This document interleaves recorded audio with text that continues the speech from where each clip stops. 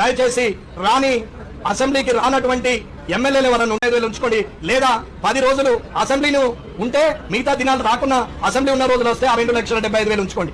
లేకుంటే ఏ ఒక్క రోజు రాకున్నా divided by 10 divided by 7 divided by assembly సమావేశాలను ఉద్యోగస్తులకు ఎట్లయితే జీతం కట్ చేస్తారో అట్లాగే మీ జీతం కూడా కట్ కావాలా. కట్ అయినా కూరుకునే లేదు, ప్రజలకు చెప్పాల్సిందే. ముఖ్యానికి ఏం రాలేదు, ప్రజలు ఓట్లు వేసి గెలిపిస్తే ఎమ్మెల్యే క్వార్టర్ వచ్చింది, 2 గన్మెన్లు వచ్చారు, నీకు ప్రోటోకాల్ వచ్చింది, నీకు 2,75,000 జీతం వచ్చింది, నువ్వు అసెంబ్లీలో వచ్చి కూర్చుంటే అవకాశం వచ్చింది. ఇవాళ నిన్ను నాయకుడు అనుకుంటున్నారు. నువ్వు ఎప్పుడు నియోజకవర్గానికి వస్తే అప్పుడు వెంకటేశ్వర స్వామి, భద్రాచలం రామయ్య, యాదాద్రి లక్ష్మీనరసింహ స్వామి వచ్చిండు, మాకు ఆశీర్వాదాలు ఇస్తాడు, ఏమైనా చేసిపోతాడు అనుకున్నారు. కానీ కద్దరు బట్టలు వేసుకోండి, దిగేటప్పుడు ఒక గన్మెన్ తెలుసుడు, ఎక్కడప్పుడు గన్మెన్ చేయడం పెట్టి నెత్తికి తగ్గుతుందని డోరేసుడు. సార్ నువ్వు కాపాడుతుంటే కోడిగుడ్డు లాంటి ఎమ్మెల్యేలను ఏడ చెప్పవలిగిపోతుందని కాపాడే గన్మెన్లు పోలీసులు ఉంటారు తప్ప ఇది మీ కష్టం కాదన్నా. ప్రజలు ఇచ్చిన సౌకర్యం, అది ప్రజలకు సేవ చేస్తారనేది అర్థం చేసుకోవాలని కోరుకుంటూ ఇకనైనా మార్పు రావాలని కోరుకుంటున్నాను. జై హింద్, జై